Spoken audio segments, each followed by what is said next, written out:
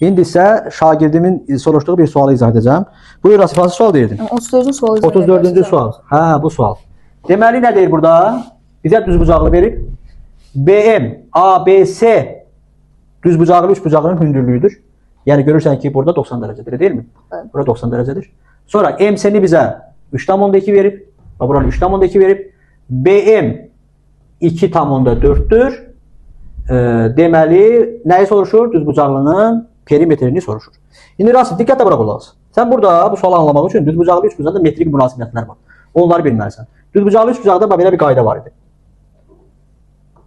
Bax, bura H, bura M, bura M. Düzdürmü? Nə yazırdıq? H kvadratı nəyə bərabərdir? M vurulsun N-ə bərabərdir. Deməli, mən bura X deyirəm. 2,4-ün kvadratı 2,4-ün kvadratı, yəni H budur, düzdürmü? Bəli. 5,76 bərabər olacaq 3,2 vurulsun X-ə. Düzdür?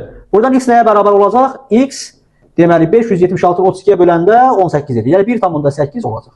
Düzdür? X-i nə tapdın? 1,8 tapdın. Düzdür? Bəli. İndi AB və BC-ni isə Pisagor teoremindən çox rahat bir şəkildə tapa bilərik. Bəli. Düzdür? Yazıram ki, nə? AB-nin kvadratı nəyə bərabərdir? C kvadratına. Deməli, yəni AB-nin kvadratı 1,8-in kvadratı üstə gəl 2,4-ün kvadratına. Düzdür? Evet. Bu da bərabər olacaq 3,24 üstə gəl nə? 5,76. O da eləyəcək 9. Deməli, AB nəyə bərabərdir? AB-nin kvadratı 9-dursa AB nəyə bərabər oldu? 3-ə bərabər oldu. Buranı nə tapdın? 3. Düzdür? Evet. İndi fikir ver. AC diagonal nə qədərdir? 5. Bax, AC diagonal nə qədər oldu? 5. 5. Bura 5-dirsə, AB 3-dürsə, BC nə olacaq?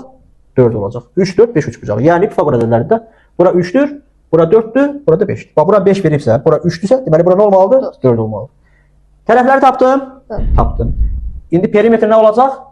2 vurulsun, 3 üstə gəl 4. Bu da nəyə bərabər olacaq? 14-ə bərabər olacaq. Başa düşə bildin? Bəli, çox sağ olun. Bu qədər.